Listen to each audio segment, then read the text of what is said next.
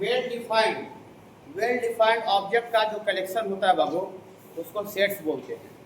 Well defined का बाबू मतलब बताए थे कि जो कि मेरे लिए जो चीज़ रहे दुनिया के लिए सेम रहे, मैंने पर्सन टू पर्सन वैरी नहीं करना चाहिए। ये नहीं कि आदमी मेरे लिए कुछ हो जा रहा है अगला के लिए कुछ हो जा रहा है, तो वो ऐसा नहीं होना चाहिए।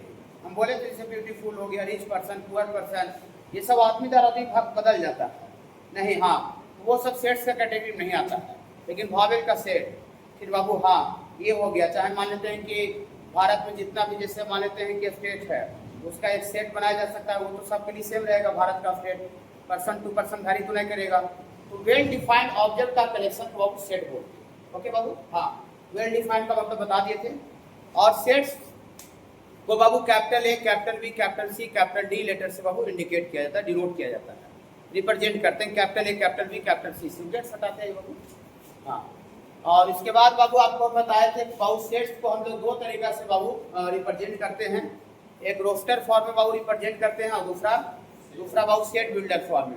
रोस्टर फॉर्म में बाबू लिखने के लिए क्या करते हैं बाबू कि एलिमेंट को कॉमा दे दे के अलग करते हैं, कॉमा दे दे के अलग करके, और इसको बाबू कॉमा दे दे के अलग करके कर्ली ब्रैकेट बाबू बंद कर देते हैं। ये बाबू रोस्टर फॉर्म है, रोस्टर फॉर्म। ओके बाबू, हाँ कि एलिमेंट को हम लोग कॉमा दे के सेपरेट करके लिखते हैं और कर्ली ब्रैकेट में बंद कर देते हैं, सेट कहलाता है।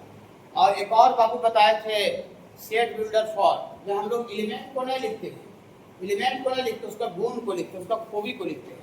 हम बोले थे नरेंद्र मोदी को हम नहीं लिखते, उसका गुण बताते कि आपको तीसरा बार प्रधानमंत्री बना है, इतना दिन से प्रधानमंत्री है, इतना उसका पूरा दाढ़ी पका हुआ है, गुजरा पहले उसके पहले मुख्यमंत्री था, ऐसा कुछ बोलने लगे तो समझ जाए कि लगता है मोदी के बारे में बात कर रहा है कि ना, ऐसा समझेगा। तो हम अगर नरेंद्र मोदी को नहीं लिखते, उसका अगर गुण प्रॉपर्टी के बारे में बात करें तो वो सेट बिल्डर फॉर्म होता है। तो क्वेश्चन बताए दिए हैं, इसी को बेस बना करके बाबू, और ये पूरा एलिमेंट्री पिछले दिन होमवर्क किए थे। और इसके बाद बाबू हम यहाँ से स्टार्ट किए थे बाबू क्लास नोट 2 से इम्पैटी सेट बताए थे। इम्पैटी सेट में बताया था बाबू कि वैसा सेट जिसमें एक भी एलिमेंट नहीं रहता है, वैसा सेट जिसमें एक भी एलिमेंट नहीं रहता, सिंगल एलिमेंट नहीं रहता बाबू, उसको हम लोग इम्पैटी सेट बोलते हैं।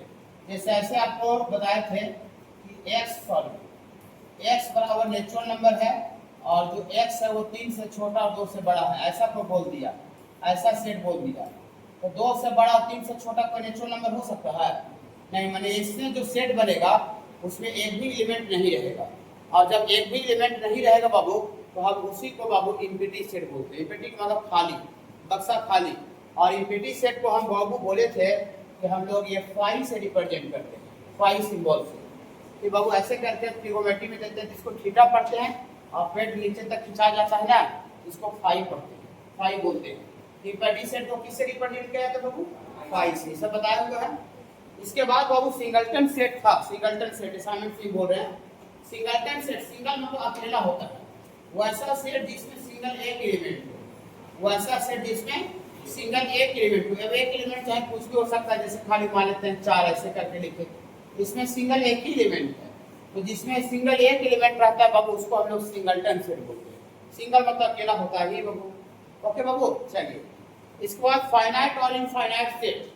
फाइनाइट का मतलब होता है कि वैसा सेट जिसमें एलिमेंट का नंबर को हम गिनती करें, मैंने हम काउंटिंग करना चालू करें तो काउंटिंग बंद हो जाना चाहिए, स्टॉप कर देना चाहिए, गिनती रुक जाना चाहिए, उसको फाइनाइट बोलेंगे।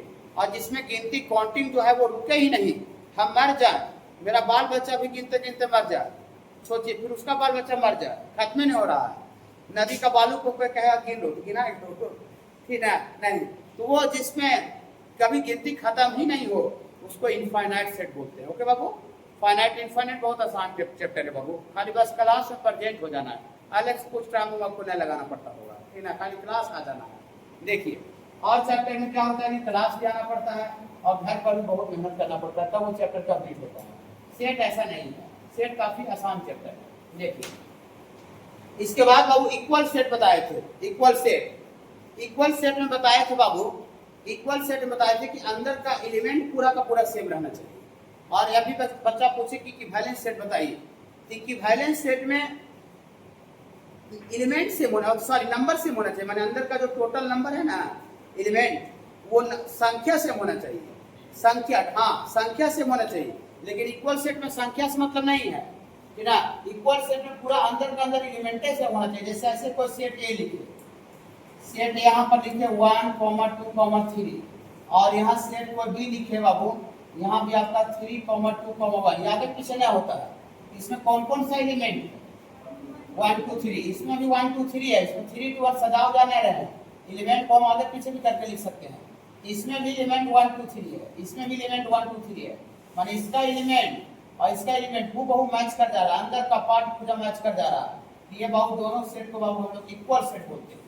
लेकिन इक्विवेलेंट सेट क्या होता है कि जैसे यहाँ पर कोई सेट लिखा 1, 2, 3 और कोई सेट बी लिखा बाबू, ये आपका 3, 4 और 6 ऐसा लिखा, क्या अंदर का सारा एलिमेंट सेम है हूबहू? नहीं नहीं, आपको अगर कंफ्यूजन तो हम पास कर देते हैं, कंफ्यूजन नहीं हो। इसमें एलिमेंट अलग अलग है और इसमें एलिमेंट अलग अलग है, लेकिन अलग अलग तो एलिमेंट है ये है तो इक्वल सेट नहीं होगा, लेकिन दोनों का नंबर एक है।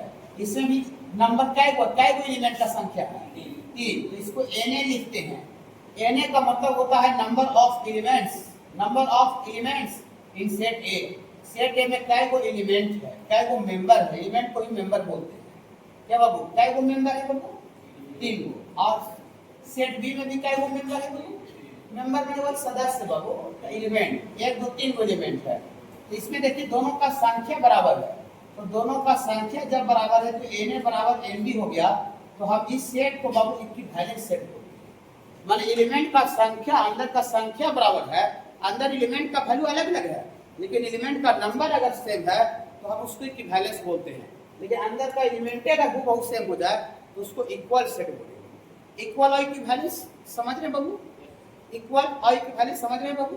हाँ, 1 मिनट आपको देखिए, बच्चा पूछ रहे हैं शिव शंकर, ठीक है, अभी हम उनका तो अभी आप सामने आप लोग सब हम जादूगर हैं नहीं, वो खाली सर बोल रहे, वो क्या पूछना चाह रहे हैं वो हम बता देते हैं, वो पूछना क्या चाह रहे थे। देखिए आप फिर वो बोले शिव शंकर से पूछे कि वही पूछना चाह रहे थे कि दूसरा चीज पूछना चाह रहे थे।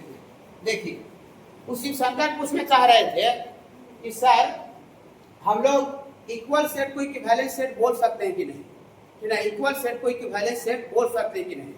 तो इक्वल सेट को हम इक्विवेलेंट सेट बोल सकते हैं, लेकिन इक्विवेलेंट सेट को इक्वल सेट नहीं बोल सकते हैं। जैसे देखिए यहाँ पर जैसे सपोज करते हैं ABC है कोई सेट में, और यहाँ पर भी बाबू आपको यहाँ पर ACB है, ACB चाहे ABC, ये दोनों इक्वल सेट है कि नहीं है? तो इक्वल सेट है तो इसका नंबर भी तो सेम है। ये इक्वल सेट है तो इक्विवेलेंट सेट भी होगा, लेकिन इक्विवेलेंट सेट जो होगा वो इक्वल नहीं होगा। इक्वल सेट इक्विवेलेंस हो जाएगा, इक्वल सेट इक्विवेलेंस हो जाएगा, लेकिन जो इक्विवेलेंट जो सेट है वो इक्वल नहीं। क्या ये इक्वल सेट है? इसमें अंदर में 1, 2, 3 है, इसमें 5, 4, 5, 6 है, तो इक्वल तो नहीं हुआ, लेकिन इक्विवेलेंस है, इक्विवेलेंस है। तो इक्वल सेट इक्विवेलेंस हो जाता है, लेकिन इक्विवेलेंट सेट इक्वल नहीं होता। क्या पूछ रहे थे? 1, 2, 3 एक सेट है और दूसरा 1, 2, 3, 4 तो इक्वल नहीं होगा ना। 1, 2, 3 ऐसा एक सेट है और 1, 2, 3, 4 कम से कम एक एलिमेंट भी बाबू अलग हो गया। वो इक्वल का मतलब होता है ना पूरा का पूरा। जैसे मान लेते हैं कि हम दो आदमी इक्वल हैं, तो मेरे पास जितना सर सामान है पूरा का पूरा, मेरे पास मान लेते हैं कि लैगेज में 10 गो ठेकुआ है तो उसके पास भी 10 गो ठेकुआ होना चाहिए।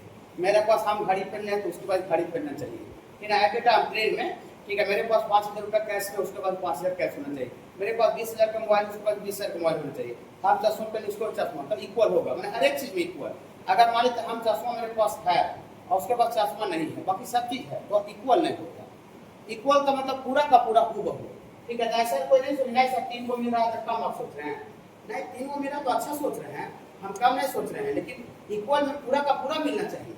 इक्वल में बाबू पूरा का पूरा मिलना चाहिए। जो 4 अगर इसमें नहीं रहेगा तब इक्वल हो जाएगा। ओके बाबू, ठीक है बाबू। तो इक्विवेलेंस और इक्वल सेट में समझ गए ना अंतर? हाँ, इक्विवेलेंस सेट में नंबर एलिमेंट, अंदर का जो एलिमेंट रहता है उसका संख्या सेम रहता है, लेकिन इक्वल सेट में संख्या सेम नहीं रहता है, एलिमेंट सेम रहता है इक्वल सेट में। इसी को बाबू बेस बना करके हम बाबू आपको थोड़ा सा एलिमेंट्री 2 आपको थोड़ा सा क्वेश्चन को अटेम्प्ट करने के लिए दिए थे। ज्यादा क्वेश्चन नहीं, 5 गो क्वेश्चन था, 5 में भी रोमन में 1, 2, 3 है। नहीं तो बाबू हम थोड़ा सा आज बतावेंगे। हाँ, अभी आज हम बताएंगे कि कैपिटल एन नेचुरल नंबर होता है, अगला पेज में है होल नंबर क्या होता है, लेकिन ये अंडर 10 भी जानते होंगे कि नेचुरल नंबर क्या होता है, होल नंबर क्या होता है। बेसिक में भी थोड़ा सा हल्का सा बोल देंगे, फिर अभी बोल देंगे कि बाबू एक्स बाबू नेचुरल नंबर है। कैपिटल एन का मतलब गिनती का संख्या, प्राकृतिक संख्या, natural number. X belongs to natural number है, और साथ ही साथ बाबू बोल रहा है 2x + 3 बराबर बाबू 4 है। ये पकड़ना है कि इससे जो सेट आवेगा बाबू वो नल सेट आवेगा कि नहीं आवेगा। नल सेट आवेगा। नल किसको बोलते हैं? नल सेट, नल सेट किसको बोलते हैं? जिसमें एक भी एलिमेंट नहीं आता, दैट इज कॉल्ड नल।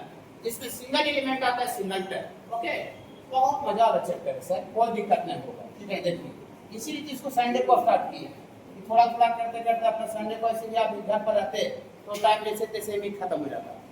नहीं, हम भी अभी संडे घर पर आते तो जैसे तैसे में टाइम खत्म हो जाए, थोड़ा कुछ काम हो जाए, थोड़ा थोड़ा करके। देखिए एक्स नेचुरल नंबर है और सेट बी में एक्स, सेट बी में एक्स एलिमेंट है। अब एक्स कैसा नंबर है बाबू? Natural number. और नेचुरल नंबर तो है लेकिन इस क्राइटेरिया को फुलफिल कर रहा है, इस क्राइटेरिया को फुलफिल कर रहा है। तो नेचुरल नंबर कहाँ से स्टार्ट होता है? 1 से। -1 0 तो नहीं होता है। तो सबसे पहले इसमें एक्स नेचुरल नंबर है, इसमें नेचुरल नंबर कहाँ से स्टार्ट करेंगे? 1 से। इसको भी पुट करना चालू करेंगे। देखिए तो सबसे पहला बाबू नेचुरल नंबर आप पुट कीजिए, x बराबर 1। इस इक्वेशन में पीला वाले इक्वेशन में नेचुरल नंबर है, इस कंडीशन को फॉलो करना चाहिए, इस इक्वेशन को सेटिस्फाई करना चाहिए। 2x + 3 का वैल्यू 4 आ जाना चाहिए। x बराबर 1 नेचुरल नंबर डाले हैं तो 1 + 3 तो 2 गुना 1 2 और 2 + 3 ये 5 आ जाता है। तब क्या 5 4 के बराबर होता है? मतलब बताइए कि हम यहाँ पर नेचुरल नंबर 1 से 4 होता है 1 रख रहे हैं, इस इक्वेशन को सेटिस्फाई नहीं कर रहे। जो क्वेश्चन में कंडीशन दे दिया हुआ है उस कंडीशन को मेंटेन ही नहीं कर रहा है। तो बताइए क्या 1 मेंटेन नहीं कर रहा है तो क्या 2 मेंटेन कर देगा? 2 से तो वैल्यू और ज्यादा आ जाएगा, 3 से तो और ज्यादा आ जाएगा। हाँ, यहाँ पर कोई भी नेचुरल नंबर रखिएगा कि दोनों को जोड़ करके 4 नहीं आवेगा। मतलब एक्स का कोई वैल्यू नहीं आ रहा है जो कि इस इक्वेशन को नेचुरल नंबर के लिए सेटिस्फाई कर दे। अदर नंबर के लिए इसको सेटिस्फाई कर सकता है, लेकिन नेचुरल नंबर के लिए ये इक्वेशन को सेटिस्फाई, समझ रहे हैं? नेचुरल नंबर के लिए ये इक्वेशन सेटिस्फाई नहीं होगा। अगर होगा तो बाबू आपके पास भी आपका पूरा फ्री है, कुछ बोलने का राइट है, कुछ पूछने का राइट है, समझने का राइट है, कुछ भी बाबू आप यहाँ पर नेचुरल नंबर रख करके इस इक्वेशन को सेटिस्फाई करिए। फिर बाबू होगा, ये होगा कोई भी नेचुरल नंबर के लिए, कोई भी नेचुरल नंबर के लिए इक्वेशन सेटिस्फाई होगा? नहीं होगा। जब 1 के लिए नहीं होगा तो 2 3 के लिए भी नहीं होगा। इसका मतलब ये हुआ therefore ऐसे लिखेंगे x has no value possible, x का कोई वैल्यू पॉसिबल नहीं होगा for which जिसके लिए 2x + 3 का वैल्यू कितना हो जाए? 4 हो जाए, और साथ ही साथ x belong to natural number हो जाए। मैंने नेचुरल नंबर के लिए x का कोई वैल्यू संभव नहीं है जो कि इस इक्वेशन को संतुष्ट कर दे। तो क्या इस सेट बी जो लिखेंगे, सेट बी लिखेंगे, x का कोई वैल्यू अगर आता, एलिमेंट आता तो एलिमेंट लिखते, तो क्या एलिमेंट लिख पाएंगे? नहीं। तो जब नहीं लिख पाएंगे देखिए कैसे लिखाता है, ऐसी ब्लैंक रहता है, कर्ली ब्रैकेट में रहता है, लेकिन अंदर में कुछ एलिमेंट नहीं रहता है, अंदर में कोई एलिमेंट ही नहीं रहता। गेट सटा दीजिए, अंदर में कोई एलिमेंट नहीं रहता। ये नल सेट हुआ कि सिंगलटन सेट हुआ? नल सेट हुआ, सिंगलटन सेट हुआ? इतना इज ए नल सेट हुआ। नल सेट क्यों हुआ समझ में आया बाबू? ऐसा इसको पकड़ना है कि सिंगलटन सेट है कि नहीं है। सिंगलटन सेट का मतलब अगर इस सेट हम इसे लिखेंगे और वो अगर उसमें सिंगल एक एलिमेंट आ गया तो सिंगलटन सेट होगा, अगर एक से ज्यादा एलिमेंट आ गया तो सिंगलटन सेट नहीं होगा। अभी ये जो सेट दिया हुआ है सेट बिल्डर फॉर्म में है, और आपको सिंगलटन सेट इसे पकड़ने के लिए उसको रोस्टेड फॉर्म में लाना पड़ेगा, मतलब एलिमेंट लिखना पड़ेगा। ओके बाबू? हाँ एलिमेंट। चलिए देखिए, बहुत सा बच्चे बाबू यहाँ पर जेड का मतलब नहीं समझ रहे हैं, बस आज ही पढ़ाई होगा। ये जो जेड लिखा हुआ बाबू, जेड का मतलब इंटीजर होता है।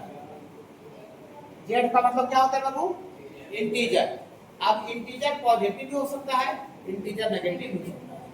जेड प्लस अगर लिखा रहेगा, स्पेशली आज ही बता देगा, थोड़ा देर बताने वाले हैं। जेड प्लस लिखा रहेगा इसका मतलब इंटीजर पॉजिटिव, और जेड माइनस लिखा रहेगा इसका मतलब इंटीजर नेगेटिव। लेकिन खाली अगर जेड लिखा हुआ है इसका मतलब इंटीजर। ओके बाबू, हाँ। तो x एलिमेंट है और x कैसा नंबर है? इंटीजर, पूर्णांक, पूर्णांक पूरा पूर्णांक। अब x प्लस 5 बराबर 0 है। According to question x plus 5 बराबर 0 है, तो यहाँ से x निकालिएगा तो -5 आएगा। तो क्या -5 इंटीजर है कि फ्रैक्शन है? -5 इंटीजर है कि फ्रैक्शन है जी? इंटीजर है। तो x एक इंटीजर ऐसा आ रहा है जो कि इस इक्वेशन को क्या कर दे रहा है? सेटिस्फाई कर रहा है। और कोई इंटीजर होगा जो कि इंटीजर में 5 जोड़ने से 0 आ जाएगा? खाली -5 में -5 जोड़ने से 0 आ जाएगा इंटीजर। बाकी यहाँ 2 जोड़िए, 2 में 5 जोड़ने से 0 आ जाएगा, -3 में 5 जोड़ने से 0 आ जाएगा, खाली 5 में -5 को जोड़ने से 0 आएगा। तो सिर्फ और सिर्फ इस क्राइटेरिया को फुलफिल करते हुए और इंटीजर भी सिर्फ और सिर्फ x का सिंगल एक वैल्यू आ रहा है। क्यों? अब भी आ सकता है, अब भी आएगा बाबू। नहीं, सिर्फ और सिर्फ एक एलिमेंट आ रहा है, तो यहाँ से जेड सेट ए लिखिएगा बाबू। तो सेट ए में x था, अब x का सिंगल एक वैल्यू खाली कितना निकाले?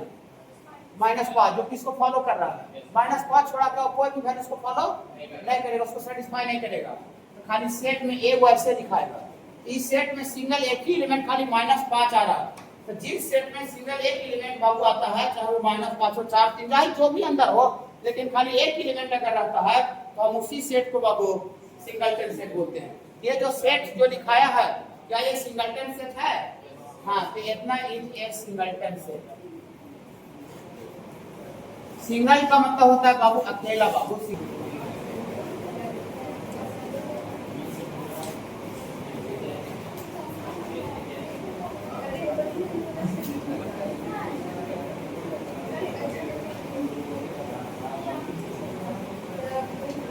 चलिए यहाँ देखिए बाबू, इसको पकड़ना है कि ये दोनों जो ई और एफ जो है वो इक्वल सेट होगा कि नहीं होगा। इक्वल में अंदर का एलिमेंट सेम रहना चाहिए।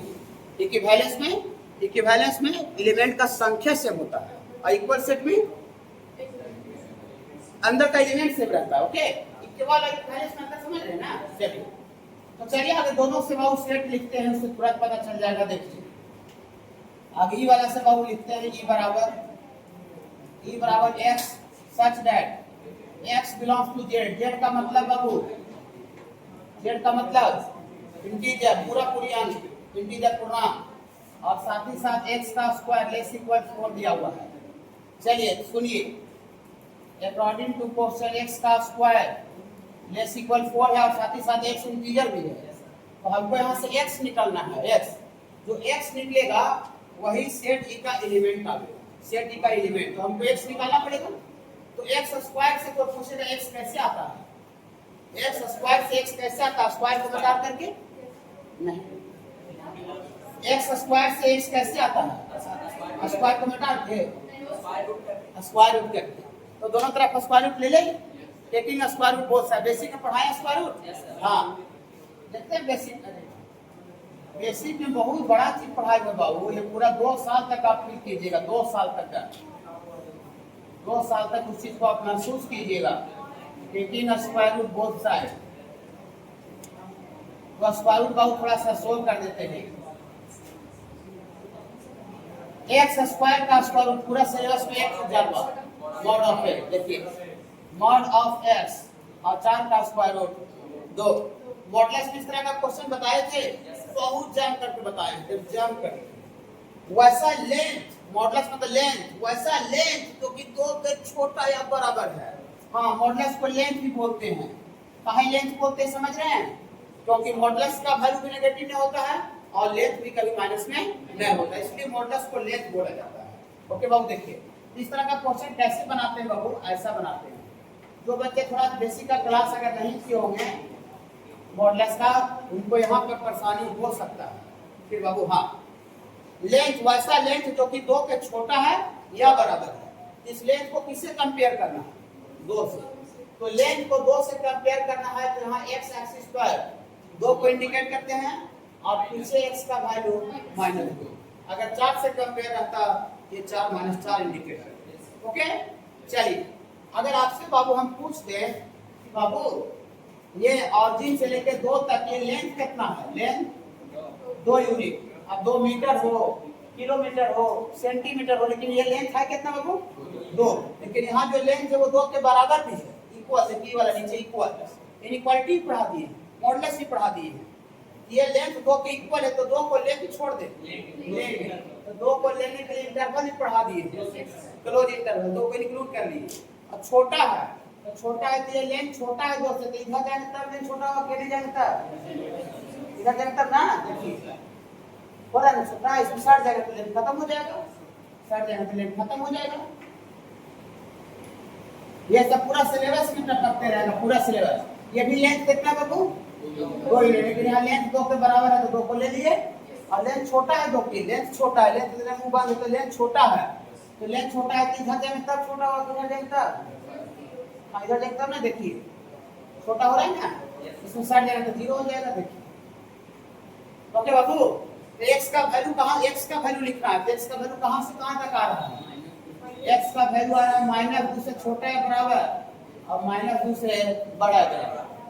x का मेरा आंसर हो जाता है जब x z ना रहता तो, लेकिन क्वेश्चन में कह रहा है कि इस नियम को भी फॉलो करना चाहिए और x आपका इंटीजर भी रहना चाहिए। इंटीजर वाला बात को 1 मान लेते हैं और इससे जो बात आया बाबू, इसी से जो बात है इसको 2 मान लेते हैं। तो फ्रॉम 1 and 2 ऐसा लिखेंगे। 1 and 2 से देखिए -2 से 2x का वैल्यू है, -2 से 2 वैल्यू है x का, लेकिन साथ ही साथ वहां कहा दिया कि x इंटीजर भी है। तो -2 से 2 वैल्यू में इंटीजर कौन कौन होता है? इंटीजर पूर्णांक पूरा पूरी डिजिट। -2 इसमें लेंगे कि नहीं लेंगे? -2 के इक्वल है और -2 इंटीजर भी है। और इंटीजर कौन होता है? -1। और इंटीजर कौन होता है? 0। और इंटीजर कौन होता है? 1। पूर्णांक पूरा पूरी डिजिट। हाँ, तो ये सब जो वैल्यू लिखे हैं -2, -1, 0, 1, 2, ये सब जो वैल्यू लिखे हैं ये इस क्राइटेरिया को भी फॉलो कर रहा है और साथ ही साथ इस क्राइटेरिया को भी फॉलो कर रहा है। इंटीजर भी है और इसका x का स्क्वायर, सब का स्क्वायर कीजिएगा तो 4 से छोटा या बराबर भी आता है। ओके, ये x आ गया तो देयरफॉर अब सेट e कितना हो जाएगा? सेट e यही सेगमेंट लिखेंगे -2 कॉमा -1 कॉमा 0 कॉमा, यही सब काहे लिए समझ में आया बाबू? ये सेट e आ गया, इंटीजर भी है और उसको ही फॉलो कर रहा है। जिस तरह से हम सेट e लिए हैं उसी तरह से सेट f भी क्या करना पड़ेगा? निकालना पड़ेगा। सेट f में क्या क्या है? x है और x इंटीजर भी है और x का स्क्वायर का वैल्यू 4 होगा, इक्वल टू 4 है, लेस इक्वल नहीं है, इक्वल टू 4 है। इसमें दोनों तरफ स्क्वायर रूट लेंगे, x का स्क्वायर का वैल्यू 4 है, दोनों तरफ स्क्वायर रूट लेंगे तो कितना होगा? x स्क्वायर का square root mod of x, 4 का स्क्वायर रूट 2, और मॉडुलस हटता है तो प्लस माइनस आता है। हाँ, यहाँ से बाबू देयरफॉर बोली सर यहाँ मॉडुलस हटाए तो प्लस माइनस नहीं लिखे, वो उसे लंबाई करके निकालते हैं, वो इनइक्वालिटी है, ये इक्वालिटी है। अगर मॉडुलस में इक्वालिटी रहे, इक्वल लगा हुआ है तो डायरेक्ट मॉडुलस हटता है प्लस माइनस, लेकिन अगर इनइक्वालिटी रहता है तो छोटा और बराबर ये इस तरह से बनेगा, लेंथ से कंपेयर करके बनेगा। ओके बाबू, तो मॉड ऑफ x का वैल्यू 2 है तो देयरफॉर x का वैल्यू +2 भी होगा और x का वैल्यू -2 भी होगा। ये दोनों इंटीजर भी है और इसको भी फॉलो कर रहा है। इंटीजर है कि फ्रैक्शन है? ये इंटीजर भी इसको ही फॉलो कर रहा है। तो देयरफॉर सेट f कितना होगा? सेट f में कौन कौन सा एलिमेंट लिखेंगे? खाली -2 लिखेंगे और 2 लिखेंगे। इंटीजर भी है, इसको ही फॉलो कर रहा है। होल स्क्वायर करने से दोनों का 4 भी आ जाएगा, इक्वल टू 4 आ जाएगा। हाँ, तो सेट E ऊपर है और सेट B नीचे है, मतलब सेट F। हाँ, तो इसको B बोल दीजिए। तो क्या इससे देखिए इक्वल सेट है कि इक्वल सेट नहीं है? ये और ये इक्वल सेट है और दिस इक्वल सेट में तो अंदर का एलिमेंट सेम रहता है। बोली नहीं सर -2 तो नहीं मिल रहा है, वो तो 2 मिल रहा तो कम बात है, नहीं अच्छा बात है, लेकिन इक्वल सेट का जो डिफिनीशन दिया उसमें सब इक्वल मतलब सब मैच करना चाहिए। तो और क्या मैच कर रहा है बाबू? ये दोनों जो सेट है वो इक्वल सेट नहीं है। पकड़ है सारे बच्चे? हाँ, ये दोनों इक्वल सेट नहीं है, तो इसको लिख दीजिए बाबू। सेट आपको लिखना पड़ेगा बाबू अपने तरफ।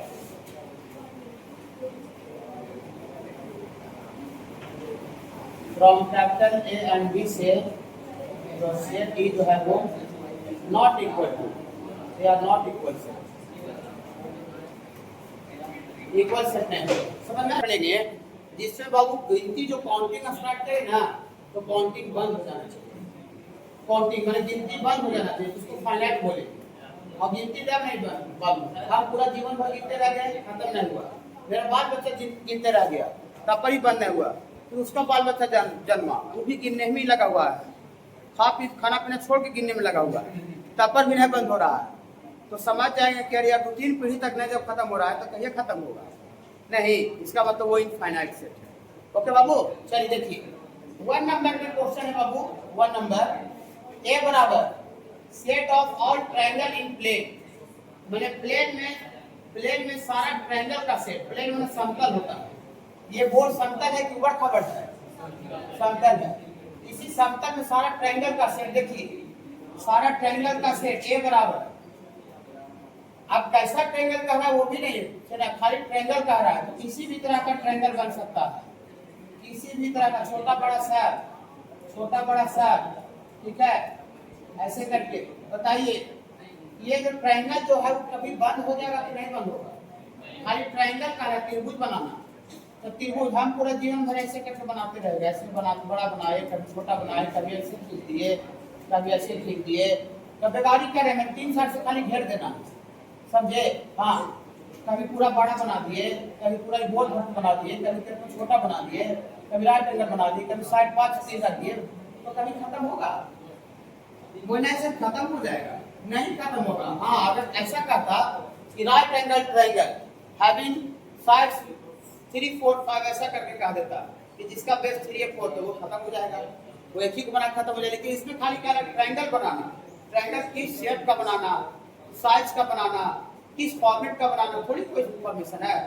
हम अभी बैठे पूरा ट्रायंगल बनाने की जमीन पर, पूरे जीवन भर ट्रायंगल बना सकते हैं, त्रिभुज बना सकते हैं, मेरा बाल बच्चा भी ट्रायंगल बना सकता है, माने कभी बंद नहीं होगा।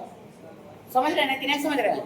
ये जो प्रक्रिया प्रोसेस है ये बाबू आपका बंद नहीं होगा, ये कभी लास्ट तक चलते रहेगा, और लास्ट तक चलने वाला जो प्रोसेस है वो फाइनाइट होगा कि इनफाइनाइट होगा? इनफाइनाइट। ये जो ट्रायंगल में सारा प्लेन में सारा ट्रायंगल का जो सेट होगा बाबू ये इनफाइनाइट सेट होगा। कोई कंफ्यूजन नहीं है? इनफाइनाइट कैसे हुआ? इसमें ट्रायंगल को कोई साइड शेप की नहीं दिया बाबू, समझे? कोई साइड का लेंथ नहीं दिया होगा बाबू कि साइड लेंथ 3 है, इक्विलैटरल है, ऐसा थोड़ी है। अब ट्रायंगल है तो कितनों पूरा नूतन अगर घर बड़ा तो ट्रायंगल बना सकता है, और ट्रायंगल है तो इतनी को भी ऐसे भी तो बना सकता है, बाकी उसमें कोई भी शेप का बना सकता है, कितनों अलग अलग लेकर के इक्विलैटरल ट्रायंगल से कितना ही बना सकता है। राइट एंगल ट्रायंगल भी खाली कहेगा तो इनफाइनाइट हो जाएगा। ठीक है बाबू, चलिए आगे स्टार्ट करते थ्योरी, क्लास पढ़ती यहाँ से, चलिए ठीक है।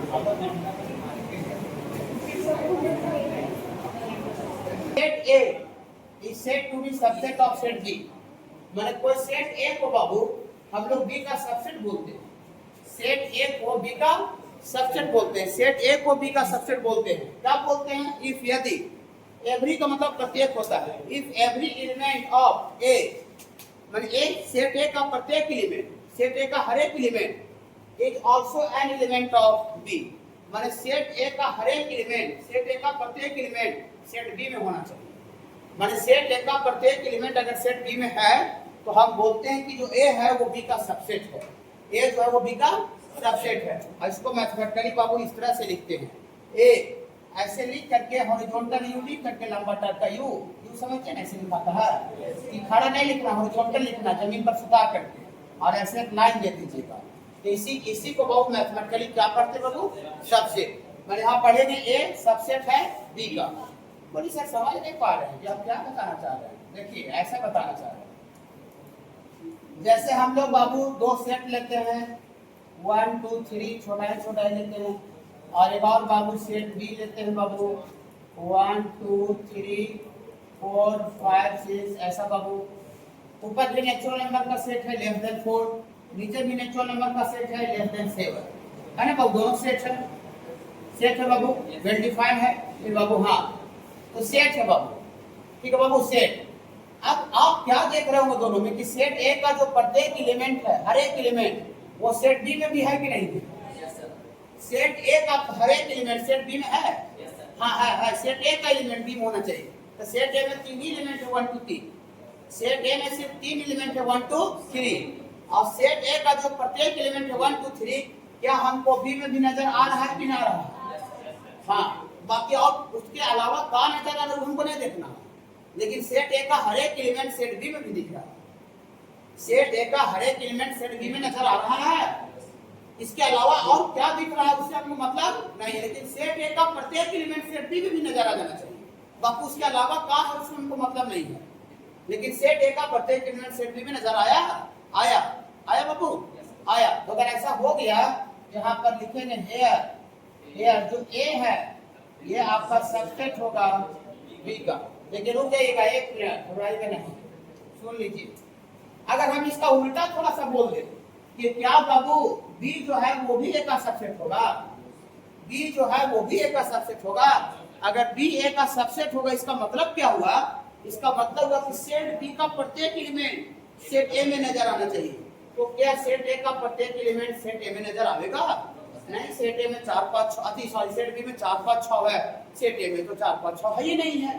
तो सेट बी का प्रत्येक एलिमेंट सेट ए में नजर नहीं आ रहा, लेकिन सेट ए का प्रत्येक एलिमेंट सेट बी में नजर आ रहा है। हाँ, तो सेट ए का प्रत्येक एलिमेंट सेट बी में नजर आ रहा है, तो ए जो है वो बी का सबसेट होगा। लेकिन बट मतलब लेकिन ये जो बी है ये सबसेट अगर नहीं होगा तो सबसेट लिख करके और ऐसे काट देंगे, नॉट इक्वल टू पढ़े ना, इक्वल टू होता है ऐसे काट देते हैं तो नॉट इक्वल टू, ये बिलोंग्स टू होता है काट देते हैं तो नॉट बिलोंग्स टू, ये सबसेट होता है लिख करके काट दिए, ये नॉट सबसेट। बी जो है वो सबसेट नहीं है, किसका सबसेट नहीं है? ए का। क्यों समझ रहे ना? क्योंकि सेट बी का प्रत्येक एलिमेंट सेट ए में नजर नहीं आ रहा है, कुछ एलिमेंट रहने से नहीं होगा, सारा एलिमेंट होना चाहिए, लेकिन सेट ए का सारा एलिमेंट सेट बी में दिख रहा है। पकड़ को है ये पकड़ ही क्लियर। हाँ, तो two equal set are called set to B subset of each other, equal set.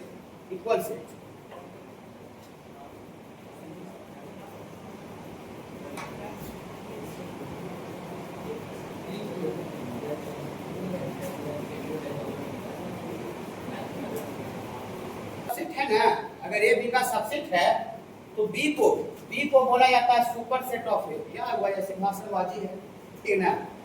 ये अगर ए बी का सबसेट है तो बी को क्या कहा जाता है? बी को कहा जाता है सुपर सेट ऑफ ए, और इसको ऐसे लिखते हैं, देखिए सुपर सेट, बी को सुपर सेट बोला जाता है, और इसको ऐसे लिखते हैं बी को सुपर सेट कहा जाता है। बी आगे लिखेंगे, जब ये वाला लिख रहे थे तो किधर मुंह खुलल था? यूनियन का मुंह बी तरह खुलल था, अभी भी यूनियन का मुंह बी तरह खुला रहेगा। देखिए बी उधर खोले हैं, हाँ, और ए बंद कर दिए। लेकिन अगर बी को आगे लिखा जाएगा और ए को पीछे लिखा जाएगा तो बी सुपर सेट कहलाएगा, बी सुपर सेट ऑफ ए। लेकिन अगर ए को आगे लिखा जाएगा और बी को पीछे लिखा जाएगा तो ए को सबसेट बोला जाएगा बी का। ए बी का सबसेट है, ए बी का सबसेट है, लेकिन जो बी है वो ए का सुपर सेट है। बी जो है वो ए का सुपर सेट है। बी को ए का सुपर सेट तब बोलेंगे जब जो ए है वो बी का सबसेट रहे। अगर ए बी का सबसेट है तो हम बी को ए का सुपर सेट बोलते हैं। ये बी देने मुंह घुमा के लिखेंगे, अगर बी को आगे लिखेंगे इसको बाबू हम लोग क्या पढ़ा करेंगे बाबू? सुपर सेट बोलेंगे। ऐसी भाषण खाली बना होगा, कुछ है नहीं। देखिए यहाँ से फ्रॉम प्रीवियस एग्जांपल से वैसे बोलने से उन्हें ऐसे समझ में आएगा। देखिए यहाँ से देखिए, यहीं पर लिख लीजिएगा थोड़ा। देखिए ए बी का सबसेट है, ये वाला ए बी का सबसेट है। अगर ए बी का सबसेट है तो देन बी को बी को कहा जाता है, B is called superset, B is called superset of A. B को ए का सुपरसेट कहा जाता है। कब कहा जाएगा? जब ए बी का सबसेट है तब कहा जाएगा, तब। और बी को सुपरसेट कहा जाएगा तो लिखेंगे कैसे? बी को सुपरसेट कहा जाए, बी को आगे लिख दीजिए, और ऊपर लिखेंगे तो वही वाला चीज नीचे भी लिखेंगे। लेकिन अगर बी को आगे लिख देंगे ना तो सुपरसेट कहलाएगा, बी सुपरसेट ऑफ ए। अभी यूनियन का मुंह किधर खुला है? बी की तरफ। अभी भी यूनियन का मुंह ये जने खोले हैं और ये जने बंद था। लेकिन जब बी आगे लिखा रहेगा तो बी को ए का सुपरसेट बोलेंगे, और ए आगे लिखा रहेगा तो ए को बी का सबसेट बोलेंगे। ए यहाँ बी का सबसेट है और बी जो है वो ए का सुपरसेट। ठीक है। और उसके बाद यूनियन इंटरसेक्शन जितना पढ़ाएंगे सारा इंपॉर्टेंट होगा। देखिए प्रॉपर सबसेट, अगर चैप्टर भी आएगा, अगर ए बी का सबसेट है, जो अभी सबसेट बता रहे थे, अगर ए बी का सबसेट है और ए बी के बराबर नहीं है, तो बराबर इक्वल सेट में भी सबसेट होता है। अभी दो एग्जांपल देखिए, देखिए ये दोनों इक्वल सेट नहीं है, फिर भी ए बी का सबसेट हुआ। ये दोनों इक्वल सेट है, फिर भी ए बी का सबसेट हुआ, है ना? दोनों केस में सबसेट है ना। जब इक्वल सेट नहीं रहेगा फिर भी ए बी का सबसेट हो रहा है, और इक्वल सेट है फिर भी ए बी का सबसेट हो रहा है। हो रहा बाबू? हाँ, लेकिन ए बी का सबसेट यहाँ पर है, लेकिन क्या सेट ए और सेट बी बराबर है? नहीं नहीं नहीं। लेकिन यहाँ पर क्या है? ए बी का सबसेट है लेकिन ए बी का बराबर है, इक्वल है, दोनों सेट इक्वल है। हाँ, तो हम यहाँ पर क्या बता रहे हैं कि ए बी का सबसेट है लेकिन सेट ए सेट बी के बराबर नहीं। मतलब ये सिचुएशन बता रहे हैं, ये सिचुएशन ए बी का सबसेट है लेकिन ए बी के बराबर नहीं है, तो उसको बाबू हम बोलते हैं then A is called, then set A is called proper subset of B and we write A proper subset B। मैंने आपको अभी जो ऐसे करके लिख रहे थे सबसेट को, अब प्रॉपर सबसेट को खाली लाइन नहीं देंगे, ऐसे खाली यूनियन का सिंबल दे देंगे। अब इसको इस यूनियन का सिंबल जो हॉरिजॉन्टल दे देंगे, इसको खाली क्या बोलेंगे? प्रॉपर सबसेट बोलेंगे। अगर ए बी का प्रॉपर सबसेट है तो इसको इस तरह से लिखते हैं। बोले सर प्रॉपर सबसेट हमको कुछ समझ में नहीं आने लगा, क्या आप बताना चाह रहे? देखिए दोनों एग्जांपल बताएं, घबराइएगा नहीं। सेट ए वही वाला एग्जांपल दे देते हैं।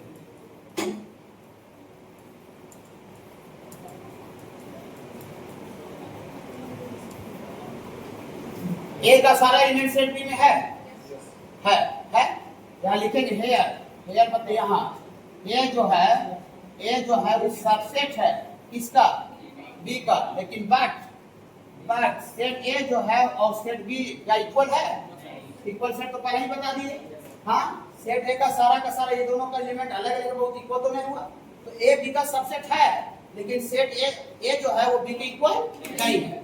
हाँ, तो अगर ए बी का सबसेट है और दोनों सेट इक्वल नहीं है तो देन यहाँ पर हम लोग बोलेंगे then A is called proper subset, A is called proper subset of किसका?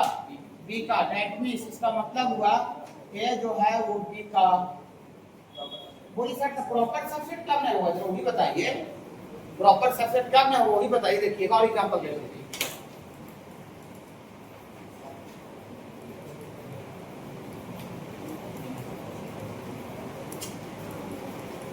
क्या ए बी का सबसेट है? यहाँ लिखेंगे हेयर ए जो है वो बी का सबसेट है, लेकिन बट सेट ए और बी बराबर है कि अलग अलग है? बराबर है। सेट ए जो है वो बी का सबसेट है और सेट ए और बी बराबर है, इक्वल है। आंख से दिख रहा है इक्वल है, दोनों में सेम एलिमेंट 1 2 3 है ना। हाँ, तो देन ऐसा कहलाएगा A is called not a proper subset. Not मतलब नहीं, not a proper subset, not a proper subset of किसका? बी का। इसका मतलब ये हुआ कि ए जो है ये प्रॉपर सबसेट का सिंबल है और नॉट नहीं है। ए जो है वो बी का प्रॉपर सबसेट नहीं, खाली सबसेट है लेकिन प्रॉपर सबसेट नहीं। सबसेट है लेकिन प्रॉपर सबसेट नहीं। प्रॉपर सबसेट कब कहलाएगा? जब ए बी का सबसेट हो लेकिन सेट ए और बी इक्वल नहीं हो तो उसको प्रॉपर सबसेट बोलते हैं। प्रॉपर सबसेट पकड़ है कि नहीं पकड़? यहाँ ए बी का सबसेट है लेकिन प्रॉपर सबसेट नहीं है। प्रॉपर सबसेट में दोनों इक्वल नहीं होना चाहिए, इक्वल है तो प्रॉपर सबसेट नहीं है। तो प्रॉपर सबसेट समझे बाबू सारे बच्चे? हाँ, क्या क्या सेट ए का एलिमेंट सारा एलिमेंट सेट ए में प्रेजेंट नहीं है, तो प्रत्येक सेट स्वयं अपने आप का भी सबसेट होता है। इटसेल्फ मतलब स्वयं अपने आप का। क्या लिखा हुआ समझ रहे हैं ना? हाँ, एग्जांपल भी लिखती है, ये एग्जांपल है। चलिए दूसरा पॉइंट, एक ही पॉइंट है ना, 2-3 पॉइंट है।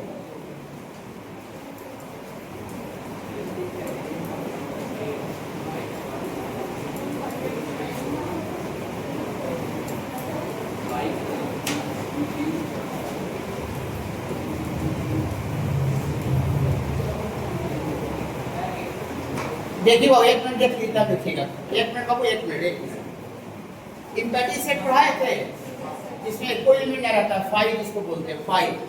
तो इम्पैटी जो सेट होता है बाबू वो प्रत्येक सेट का सबसेट होता है। मतलब हम बोले इम्पैटी में खाली हवा, समझे?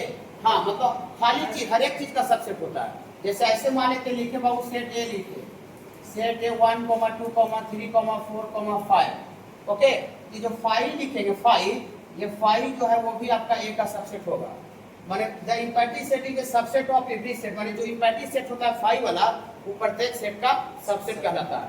5 तो हवा तो किसी चीज का हिस्सा हो सकता है कि ना, हवा किसी चीज का हिस्सा हो सकता है, माने खाली जो सेट है प्रत्येक किसी भी सेट का सबसेट होता है 5।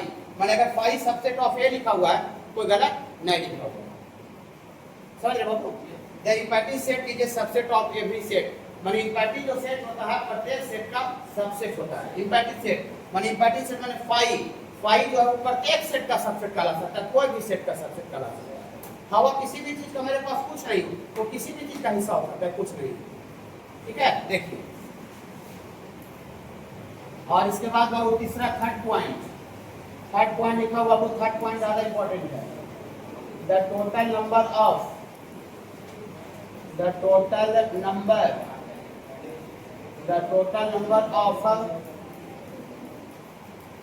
subset of a set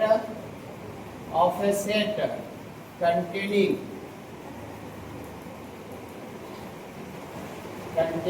an element is 2 का पावर। रुक जाइए बाबू, 1 मिनट है, समय ओवर नहीं हो रहा, लेकिन टाइम में ओवर नहीं हो रहा। देखिए ये क्या लिखे हैं, द टोटल, ये ज्यादा इंपॉर्टेंट, इस पर क्वेश्चन आपको पूछा जाएगा, ठीक ना? एनडीए का एग्जाम में, बोर्ड एग्जाम में, स्टेट एग्जाम में ऑब्जेक्टिव क्वेश्चन बाबू इस पर आपको पूछा जाएगा, हर हाल में पूछा जाएगा ऑब्जेक्टिव, ठीक है? हर हाल में, इसको माइंड में रखिएगा। देखिए, the total number of subset of A set, माने किसी सेट का टोटल सबसेट लिखना है कंटेनिंग एन एलिमेंट, उसमें टोटल कितना एलिमेंट है बाबू? An element. तो उसका जो टोटल सबसेट होगा वो 2 का पावर एन होता है। बोलिए सर ये वाला थोड़ा सा नहीं समझ पा रहे, क्या बता रहे, लेकिन छोटा सा नमूना पेश करते हैं। फॉर एग्जांपल, जैसे सेट ए में आपका 2 ही एलिमेंट लेते हैं 1, 2, और इसका टोटल सबसेट लिखना है, इसका टोटल कितना सबसेट होगा कि ना? हाँ, टोटल कितना सबसेट होगा, इसमें टोटल का एलिमेंट है 2 गो। रुकिए, यहाँ लिखेंगे हेयर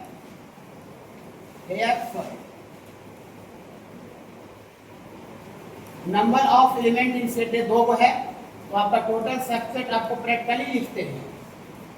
टोटल सबसेट क्या, खाली जो 1 लिखेंगे 1, क्या 1 ए का सबसेट, 1 खाली 1 लिखेंगे, क्या 1 ए का सबसेट होगा? हाँ, 1 जो है बाबू ए का सबसेट होगा। हाँ, 1 जो है बाबू ए का सबसेट है बाबू। हाँ, खाली जो 2 लिखेंगे, क्या वो ए का सबसेट है? हाँ, 1 और 2 लिखेंगे, क्या वो ए का सबसेट है? हम बोल रहे थे कि प्रत्येक सेट खुद अपने आप का सबसेट होता है, तो ये सेट ए खुद अपने आप का सबसेट हो जाएगा। ओके, हाँ, वेरी गुड। और ये 5 जो है, 5 भी प्रत्येक सारा सेट का सबसेट होता है, तो 5 जो है वो भी आपका सेट ए का सबसेट होगा। हाँ, 0 तो इसमें है ही नहीं बाबू, इसी से ना हिस्सा लिखना है। जैसे हम बॉडी का पार्ट लिख रहे हैं, बॉडी का हिस्सा, टोटल इतना प्रैक्टिकली नहीं निकालना है। Total number of subset, set ए में 2 एलिमेंट है, ये फार्मूला लगा दीजिए, ये वाला फार्मूला 2 का पावर n, जब 2 का पावर n के जगह पर number of element in set ए होता है, तो सेट ए में क्या एलिमेंट है? दो एलिमेंट तो 2 का पावर 2, ये आपका 4 आ जाएगा। अगर सेट ए में अगर 3 एलिमेंट आता है तो टोटल सबसेट क्या बनेगा? 2 का पावर 3, 2 का पावर 3 8 को। सेट ए में अगर 4 एलिमेंट रहेगा तो टोटल सबसेट का एक नया सेट बना दीजिए। ये जो सबसेट है ना उसका एक सेट बना, जैसे हमारा हम बॉडी का सबसेट लिखे तो आँख निकाल देंगे बाहर, कान निकाल देंगे बाहर, बाल निकाल देंगे बाहर, गर्दन निकाल देंगे बाहर, हाथ निकाल देंगे, और जितना बॉडी का पार्ट निकल रहा है उसका एक सेट बना दीजिए, नया सेट बना दीजिए। फिर हमारे सारा सबसेट का सेट बना दीजिए, सारा सबसेट, ये सारा सबसेट है और उसका एक क्या बना देना है? सेट बना देना। देखिए वही लिखे, देखिए देखिए द सेट ऑफ किसका set? All subset, all subset, सारा सबसेट का सेट बना दीजिए, सारा सबसेट का सेट बना दीजिए। ऑफ ए गिवन सेट मतलब कोई दिया हुआ सेट का सारा सबसेट का सेट बना दीजिए। Is called power set of A, और it is denoted by P A. P माने पावर और ए माने set A, power set A इसको बोलते हैं। ओके, थोड़ी सा नया समझ रहे हैं सर, डिनोट वाला बात हम समझा रहे हैं फ्रॉम प्रीवियस एग्जांपल से।